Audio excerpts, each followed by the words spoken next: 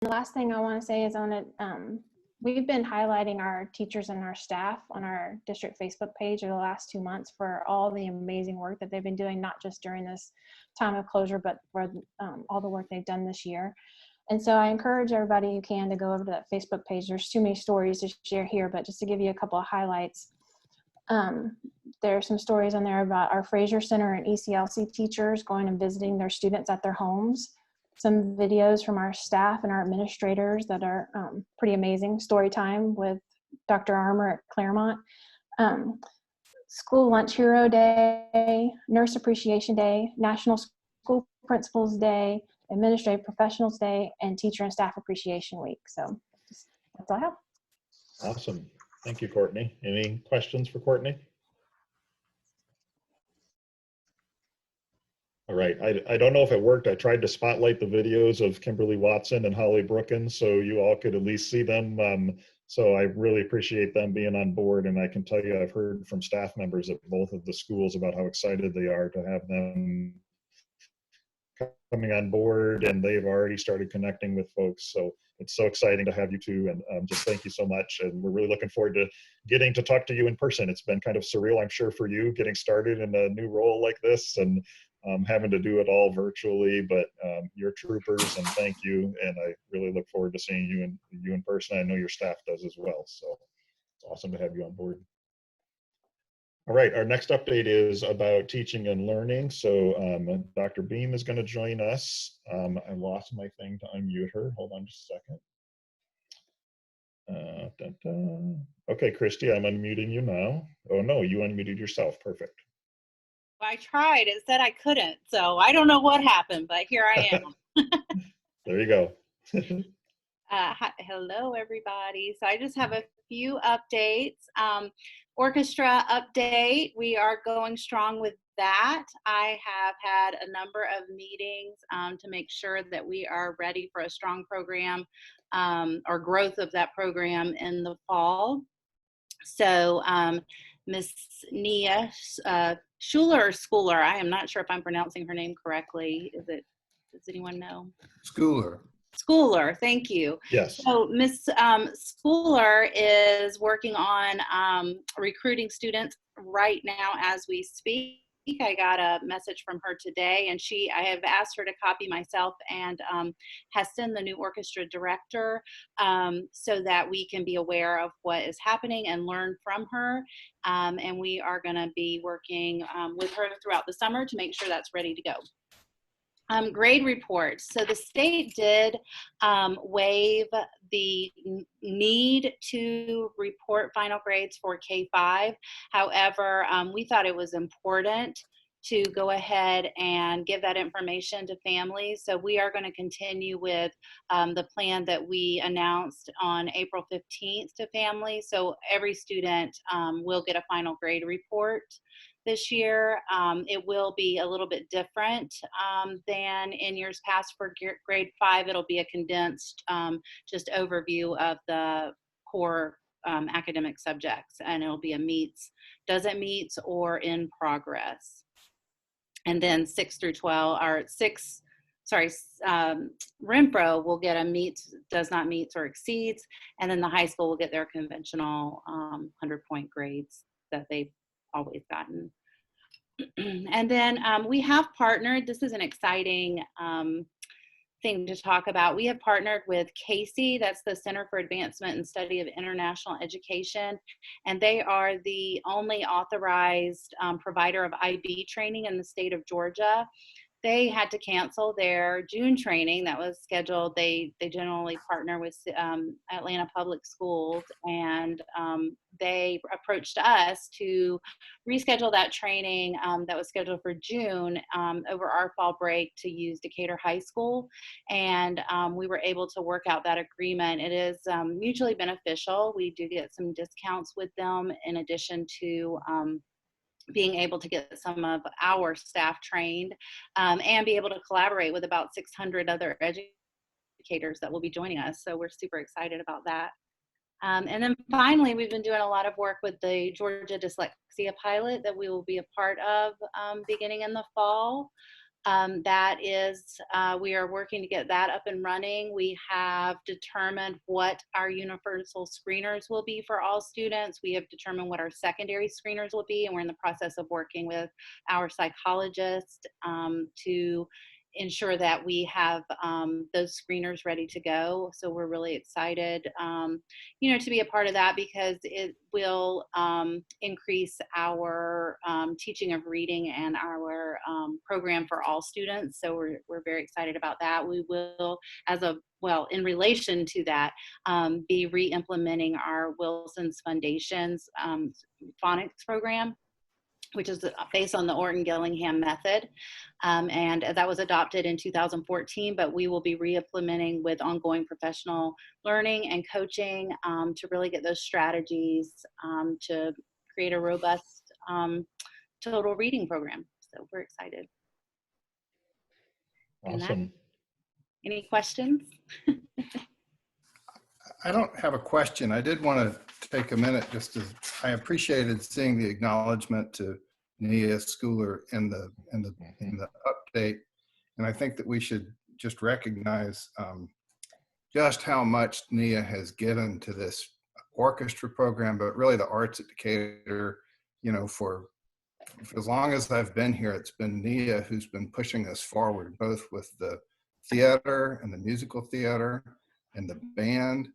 And when I say pushing us forward, I mean advocating for these programs, and if they didn't exist, creating them, and if they couldn't be school-based programs, then finding a way to raise the money so that they'd be done outside of school, and recruiting kids to make sure that the programs were healthy, recruiting funding to make sure that if the school couldn't support it, there was funding for it.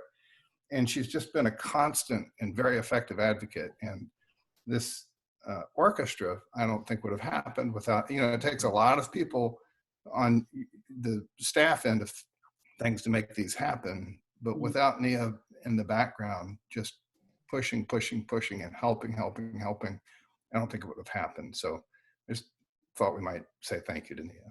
Yeah, well said, Louis. I echo all of that. She has been absolutely amazing and continues to be even as we transition. So I appreciate you saying that.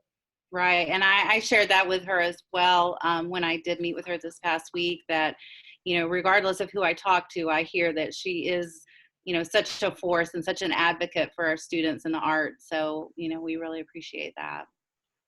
I agree wholeheartedly. She's been tremendous.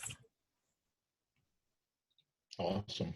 All right. Thanks, Christy. Appreciate it. Thank you. All right, Courtney, we're back to you. Oops. I think we muted and unmuted at the same time. I think so. So you're good now.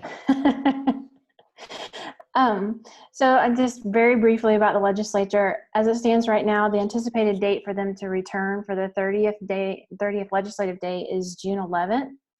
But the Senate and the House have started virtual joint appropriations meetings, and they have another one this week, and it's scheduled for May 13th at 11:15.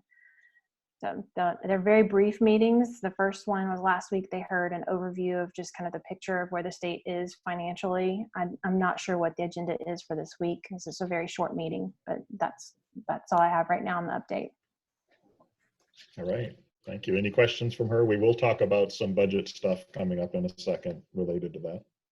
Just a comment. If anyone had time to listen to the podcast that was sent out by GSBA, it was very interesting, and it helped give some perspective on what had happened and what was going to happen in the legislature. Awesome. What date is that? I'll look for it. It was sent out last week, and you can listen to it anytime. And it was sent out by GSBA, and Angela Palm, among others, were the speakers, and they gave a really good perspective on what's happening. Thank you. I'll look for it. Mm-hmm. Awesome. All right. Thanks, Courtney. Appreciate it. Moving on to Francis Holt and Lanita Broom. Let me see if I can find them here. There's Lanita, unmuted. And there's Francis.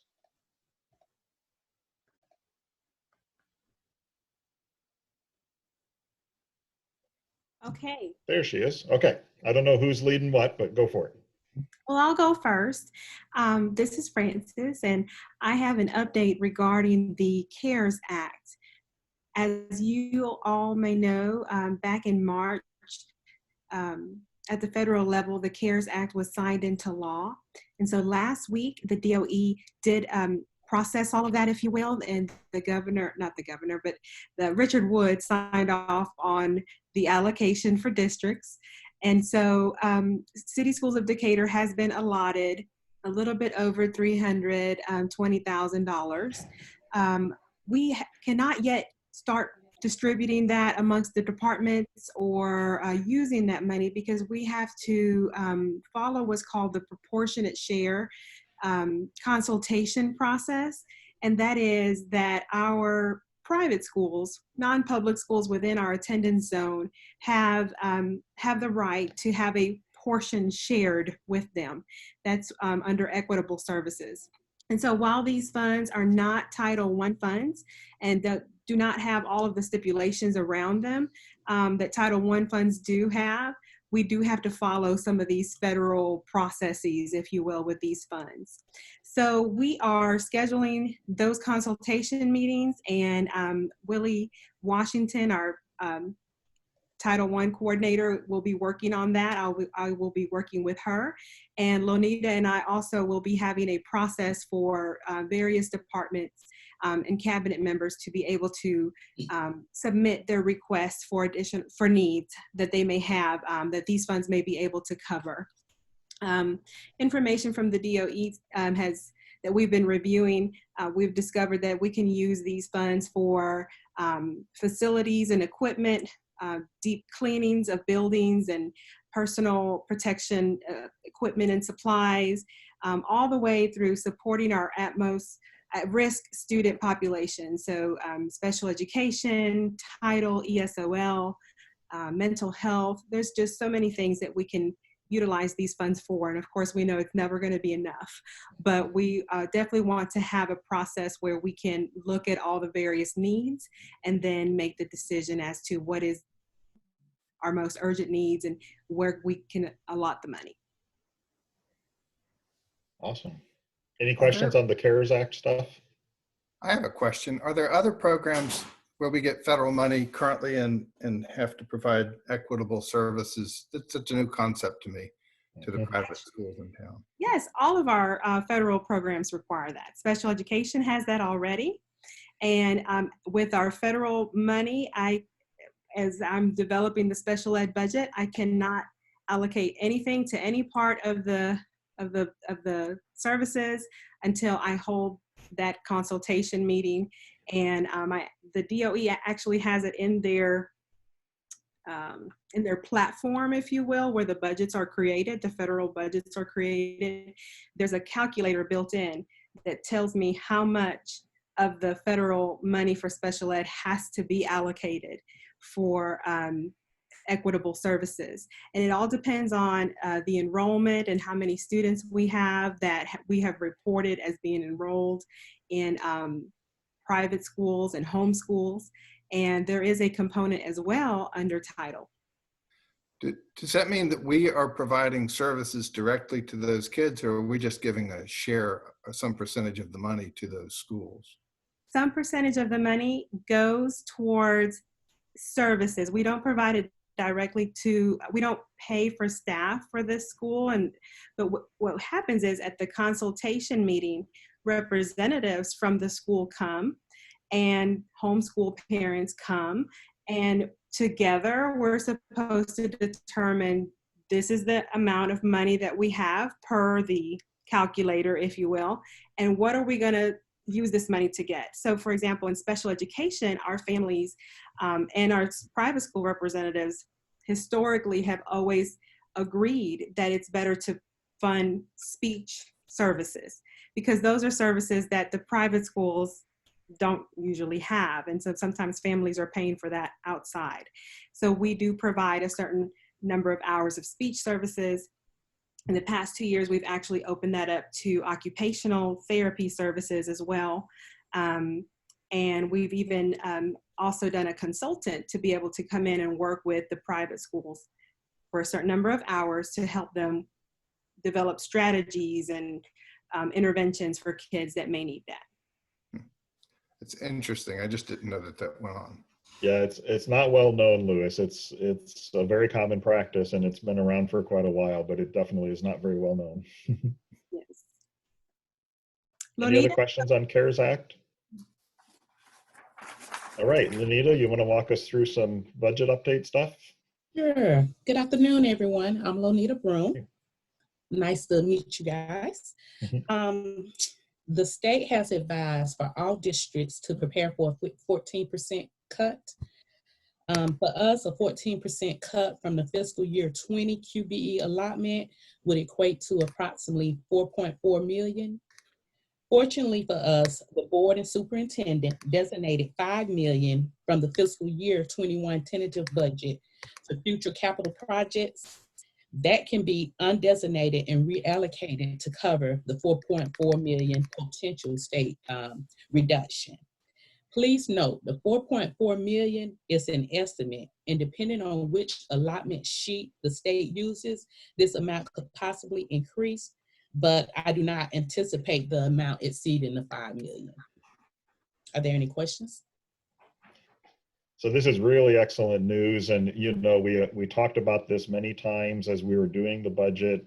Little did we know what was coming when we had the conversations about, hey, this can always be reallocated if we need. It was just a very hypothetical conversation at the time, and thank goodness we did it, and that is an option for us now. So we're in a good position. So I anticipate that when we approve the final budget, let's see, the final budget we approve in June, the formal vote on it with all the, and then the millage rate hearings and things like that will happen in July. Like they happened in the past, we'll do those same ones.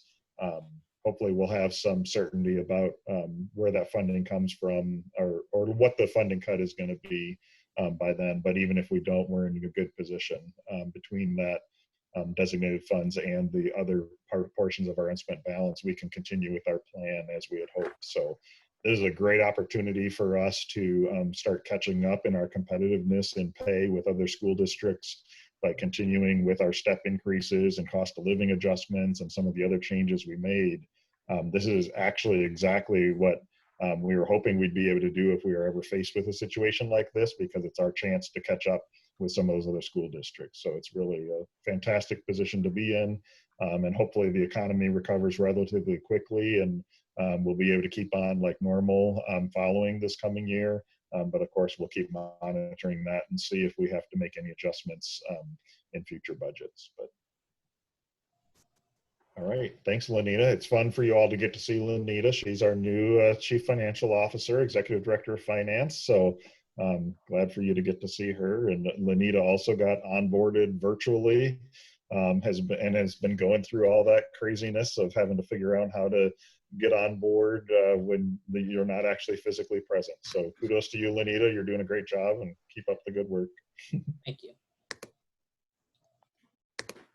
All right, our next update is on staff support, and Dr. Maggie Furman and Adina Walker are going to give us updates there. I think I saw both your face. Yeah, there you are. Awesome. Take it away. Hey, good afternoon, everyone. Good to see you all again. I'm going to give you an update on the principal vacancies, and you've already met our two new principals, but I'm going to give you a little bit more introduction to our two new principals. Just so you're aware, we had a really rigorous process to select these two principals. We started with gathering information, first of all, from stakeholders on what they wanted to see in the next principals at Westchester and Glenwood. We took that information into consideration, and then we screened our applicants and selected a group of applicants. Gosh, I'm thinking now, can't remember the exact number, but over 15, I think around 17 candidates to do a writing prompt response. Those were scored by a group of central office as well as school level leaders, and the qualified applicants were then moved forward to the first round interview process. Through that interview process, we selected 7 candidates to move on to round 2 interview. And thankfully, we have Kimberly and Holly who moved through and ended up as our principals for Westchester and Glenwood. So Kimberly comes to us from Chicago Public Schools. She has worked her way up through the ranks. She started as a teaching assistant, then as a teacher leader, and administrator. She has experience in elementary, middle, and high school. She's currently serving as the head of middle school campus at Ogden International School of Chicago. She has her master's in elementary education and instructional leadership from the University of Illinois in Chicago. She also has a PhD in educational policy and organization and leadership from the University of Illinois in Champaign-Urbana. So we are really excited to have Kimberly join us with our Westchester crew. She's already had an opportunity to fly in and do a quick drive-through of Westchester. She's been able to meet some of the staff, so we're really glad to have Kimberly on board. And then Dr. Holly Brookins is coming to us from Atlanta Public Schools. Holly has been an educator for more than 20 years. She's worked in South Carolina, Fulton County, as well as where she currently is in Atlanta Public. She's been a teacher, support team, RTI specialist, instructional specialist, assistant principal, and most recently, she's been working at Morningside Elementary as their kindergarten director. So Morningside Elementary had to split buildings, and Holly was selected to lead the charge and really set up Morningside Elementary as almost its own independent school, and has done a great job there. Good to know too, Holly has also worked in authoring the dyslexia charter and application from Atlanta Public, so she's very familiar with the dyslexia work. We're excited to bring her on board to bring that experience with us. Holly is a Clemson grad, as well as getting her educational leadership from Kennesaw State and her PhD in ed leadership from Mercer University. So really excited to have both of these ladies on board and know they're going to do a great job in their schools. The executive director, just want to quickly touch on that for operations. We have our interview scheduled for later this week for round 1. They are getting a writing prompt, I think either today or tomorrow. They'll respond to those, and then we will use their writing prompts responses as part of what we'll talk about in their interviews. And then we will be interviewing these candidates. We have 4 selected. There were 42 applicants. We were really looking for applicants that not just had experience in K-12, but also experience in operations. We know that this is such a high level position. It's not entry level. So we needed to really be rigorous on who we selected for interviews for this position. And we have some really great candidates on the docket to interview for the executive director of ops. So hopefully by the end of May, we'll have a decision and an offer and move forward with that position. I'm going to pass it to Adina to finish up. Thank you, Maggie. Good afternoon, everyone. For the remaining of our district vacancies, we do have 2 categories that we have split those into. First, our Wilson Center vacancies. Under curriculum and instruction, we have the additional positions that was added to that department.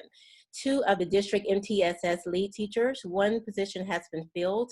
I know they were currently interviewing, so they are in the process of filling the 2nd position. The 2 reading district reading coaches, both of those positions have been filled also. And then we currently have the posting for our math and secondary MTSS coordinator position, which is currently posted and accepting applicants. For our staff support, we have the HR generalist position, which is currently posted. And for our equity and student support department, we have filled 4 of their open vacancies, and they do have 1 remaining vacancy that they need to fill, which is the behavior support paraprofessional position. And that will be posted probably the beginning of next week. And then finally, for the Wilson Center vacancies, we have the special education, which is under the umbrella now of federal and state funds, state programs. We have our 2 lead teachers that was added to that department, and both of those positions have been filled. We have the special education coordinator. Our initial candidate unfortunately had to decline that the offer due to reasons of unable to relocate, but we do have that posted and accepting applicants at this time. And then finally, our Title I parent liaison position, and that is currently posted also.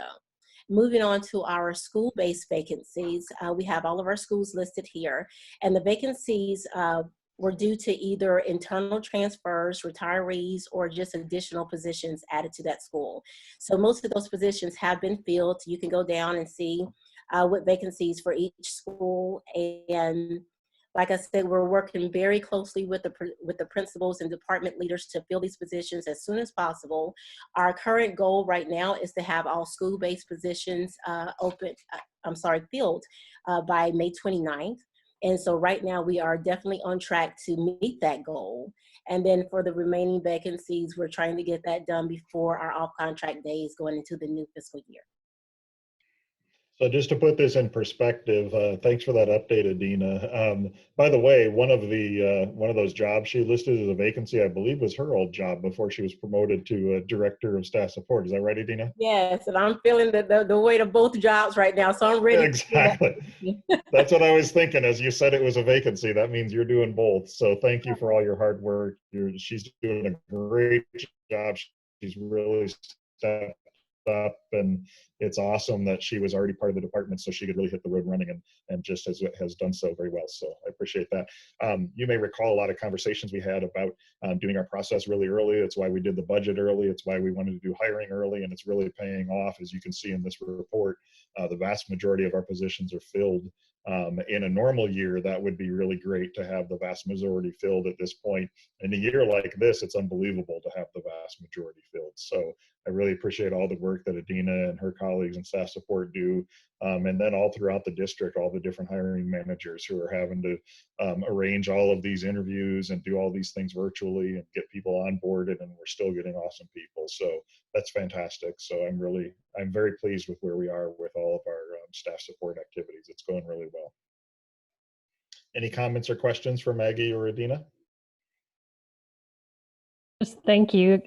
Like you said, that to be able to be in this position despite all the challenges that you faced during a pandemic and social distancing and having to interview virtually is really fantastic. And so thanks to you, your team, for being out there early this year. Like we had talked about the past couple of years, that's such an advantage, and little did we know how much of an advantage that would really be. So thank you. Awesome.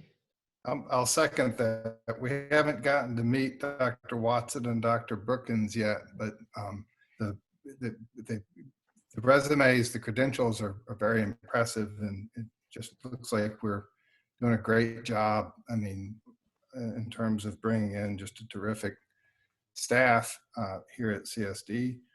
So congratulations, because this looks like it's just a great success all around. Yeah, I'm very pleased. It's really awesome. And like I said, with Dr. Watson and Dr. Brookins, it's awesome since they've connected with their staff already. I'm hearing from teachers and things about how excited they are. So that's pretty awesome at this point of the school year to be excited for the new person who's coming in. That speaks volumes. So very good. Terrific. All right, Eston is going to update us on some technology items. Eston, take it away. Hey, good afternoon, everyone. Not much beyond what was in your written board update. I do have a slight revision. The inventory has caught up to reality, and so we're a little bit closer to about 1,400 Chromebooks that we've put in students' hands since we closed the doors almost, 2 months ago. We've also provided equipment to a couple of job families and personnel who might not otherwise receive a take-home device, just to make their lives and their job easier, especially the closure subs. Marcia and Heidi did just tremendous work in lining those up and providing that resource to our principals. So it's nice to be able to help those subs out who are helping us out. We have received another batch of hotspots, although we're not anticipating that there is much remaining need for them. We've really seen requests for hotspots and for Chromebooks taper off over the last couple of weeks. We have several dozen out in families' hands, and also for some of our staff members who don't have reliable internet access at home. So things have, knock on wood, been pretty steady in terms of providing hardware and services for connectivity. We have had enough equipment out in enough hands that we have seen breakage, which we were anticipating, and hopefully it goes without saying, but we're not charging kids or families for, for the broken equipment. We're just replacing it and moving on. There's no need to put any additional hardship on anyone's hands. And thankfully we have the equipment available to take care of those needs as they arise. Beyond that, happy to field any questions you have. I had a question, Eston. I was excited to read in the report that you all are considering the possibility of letting students keep the equipment that has been checked out for those who need it. Mm-hmm. Sorry, I cut you off. What was the question? I was just wondering how you will make that decision, how you all will, what will play into whether you all make the decision to allow the students to keep those. Yeah, that decision might be made in a couple of different ways. It could be that circumstances make that decision for us, and if we're not able to open school in a traditional manner, if we have to have some hybrid or all online environment, it would just make sense to allow our students to hold equipment that is in their possession now. There's no particular reason to think that a family that doesn't have a functional internet computer at home now would suddenly have that need addressed a few months from now. And that's one of the reasons that we're planning to not push toward any kind of pickup until July, right? Because hopefully the path forward will become clearer then.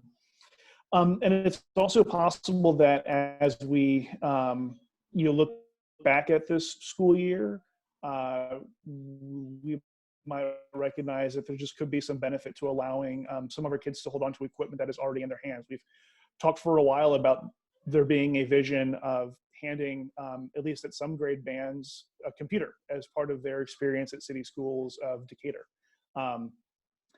The circumstances that led to us handing out 1,400 Chromebooks in a pretty rapid way is not the ideal way to do any kind of distribution. But, if we've got so many out there now, it is definitely worth considering what it would look like for us to keep them in kids' hands, to expand access. And that's actually a project in a number crunching enterprise that my department is beginning to take some steps toward. Investigating a bit further. Thanks. Any other questions for Eston? All right, Eston is so humble in the idea of the distributing, 1,400 Chromebooks now in very short order, and not acting like it was an absolutely Herculean task, but it really was. And he and his staff are absolutely amazing. Have done a great job keeping up with all of that and getting all that out there, which I really appreciate. I appreciate that, and I share, commending my staff at the schools. It was very much an undertaking at the school level. Our principals have been phenomenal, and looking back 2 months ago seems like forever, but without some guidance and stewardship and some buy-in from principals to get equipment and support out there, it would not have happened. So thank you, Dr. Duty, but really it is our principals and my staff who made the vast majority of this work. Awesome. Very good. All right, meal service. We have Tiffany Lawrence is online here somewhere. Let me track her down. Oh, there she is. And she was able to unmute, or someone unmuted her. Good. So Tiffany, great to see you. Tiffany is our new student nutrition director, and it's so awesome to have her on board. She's yet another person who had to transition to, hold on just a second, there we go, spotlight video so you can see her. She's yet another person who had to transition into her role virtually and has also just hit the road running. So Tiffany's going to give us an update on the status of our meal service. Hello, everyone. Good evening. Good evening. Currently, we're still serving meals. We're doing an average of about 13 students on average the month of May. And each time they come, they pick up multiple meal services. We will continue meal service until school ends. And then at that time, we will just, on our website, give resources for our students to use until we decide what's going to happen for the next school year. But they will have the availability of where they can pick up additional meals during the summer also. Awesome. And so just so you all know, we typically don't do meal service over the summer, so we're sticking with that plan, but that is available to kids through the federal programs through the surrounding districts. So any questions for Tiffany? All right. Welcome. Thanks, Tiffany. Oh, yeah. Thank you. Thanks, Tiffany. Appreciate the update, and many thanks to your staff for all that they've been doing. Starting the school year, I'll just give a quick update. There's details in there, but wanted to make sure you knew that we are taking kind of a three-pronged approach to looking at the start of the school year. Hold on a second. I just saw, okay. I'm not sure what's happening with my video, but hopefully you guys can hear me at least. The three-prong approach, I've got 3 team leaders basically. We joke we're such a small district that all 3 teams are all 3 the same people, but they just all have 3 different team leaders. But you know, that's the way it goes. And so we've got Maggie Furman as our team leader for working on the plans for if we're able to just open as a normal school year. And maybe some minor additional precautions in place, but just kind of moving forward with what that looks like. Christy Beam is leading our efforts for what if we have to open using more of a hybrid approach, where we might have to have like an every other day schedule in order to have fewer students in classrooms and maintain social distancing. So we might have some online, some in person. And then Aston Melton, who you just heard from, is leading our charge on what if we have to do full online to start the school year, and what have we learned from this experience that we can improve upon and make it as a viable option as possible. One of the things you will see, we are working on a survey to send out to families and to staff to kind of get some feedback on what has worked well over this time period, what hasn't worked well, and then that feedback can help us figure out what we can do differently next year. So we're going to have 3 viable plans, and we probably have another month or so before we really have to decide which one of those plans we're going to implement. As you know, things change very rapidly, and that's one of the reasons we are not trying to make a decision right now for something that's going to happen almost 3 months from now. So we've got a great group of individuals in our community who have offered to provide their medical expertise, their epidemiology expertise, things like that. We've got a lot of folks have reached out to me. So I look forward to talking to them in the next month or so we can kind of get a feel for where are we in terms of science and medicine and the best practices and figuring out whether we're in a position to reopen or not and what that looks like. So very excited to get that work done, and I know people are anxious to know details, and we will share as we start developing plans what the 3 options look like, so people can have a little bit more certainty, but do know we really do think of a lot of things as we're doing these plans. We really are thinking through what does it mean for a given family with 3 kids in 3 different schools, and if you do an alternating schedule, what does that look like, so that family can not have different kids going to school on different days, for instance. And what does it mean for teachers who have kids who are in other school districts and they're doing a different plan? And what does it mean for students or staff who are part of our vulnerable population? So those are all things we're thinking through. And like I said, it's really the entire administrative team working on it. And then those 3 leads are really the focus. They're making sure we don't drop the ball in any one of those 3.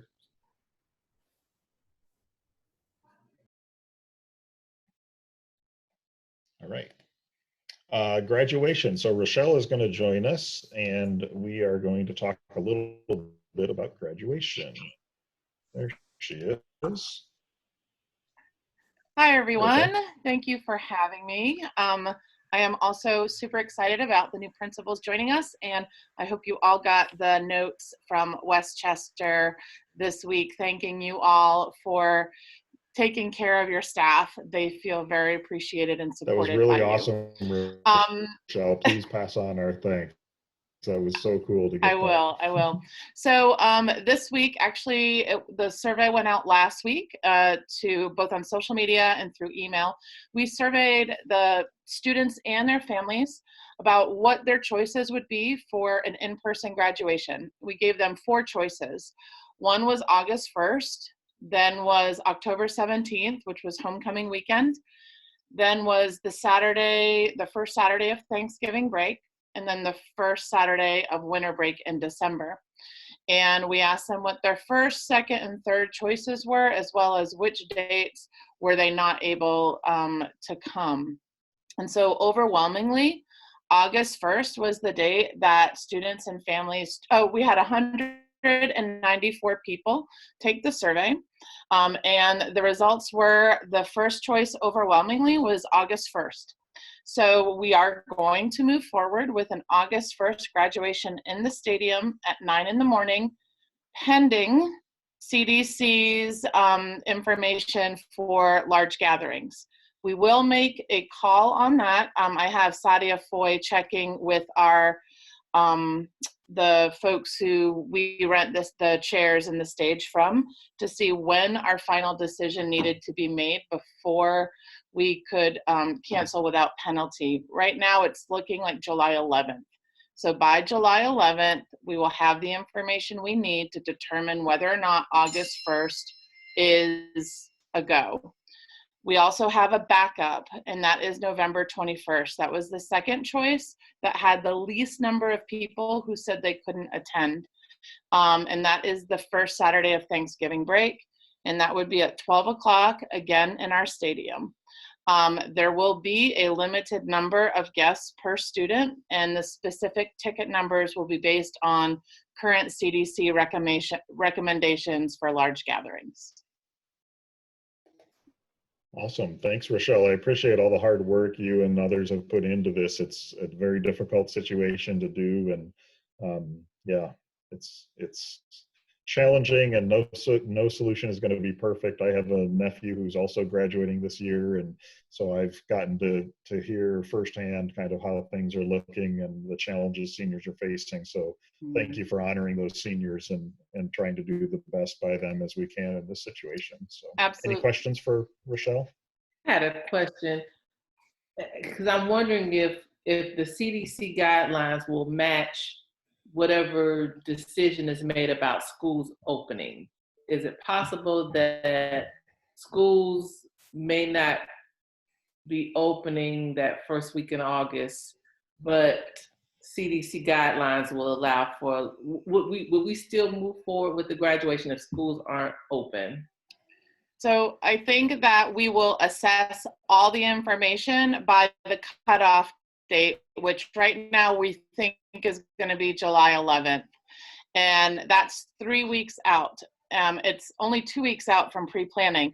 So I think by that date, we'll really be able to say whether or not school will be open as normal and whether or not we'll be able to hold graduation on August 1st. And to further that, Gina, I could foresee a situation where doing an outdoor graduation may have some different procedures in place that allows something to happen there that may not be able to happen in a classroom environment, for instance. So we'll monitor and see what the recommendations are at the time.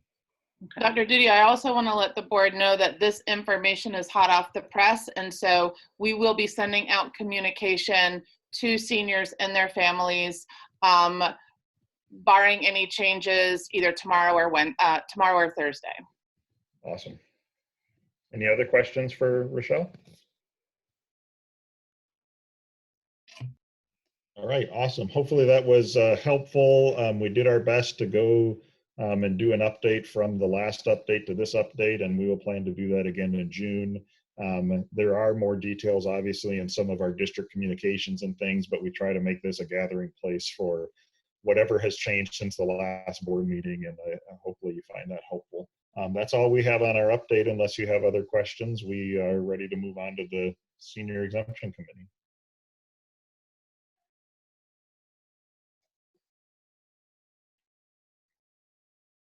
All right, should we go ahead and move on, Louis? Is that all right? I was muted, but yes, let's do. Right. I think that goes to James. Sound good. Our next meeting is on May 20th. I've reached out to many of the members of the board just to make sure that they were familiar with the charge and understood our directive as a board, that we have asked the committee to operate within the parameters that we would like for them to come up with a $1.2 million anticipated annual senior homestead exemption, using one of the or combination of the levers of income, home value, and age, starting at 65, going up, to come up with proposals that would meet that at a minimum, and then beyond that, to do things that are data driven and to ask and answer questions. Many of them have been very active. Jana did me the great personal, and to be honest, dealing with a lot of COVID anxiety myself, filling my cup. Miss Wilson reached out to me last week. I shared with Dr. Duty. I got to speak with her for about an hour on the phone, where she apologized that she just wasn't doing enough for Decatur, and felt terrible that she just couldn't do more. Really made me rethink how much I was doing and am doing for Decatur.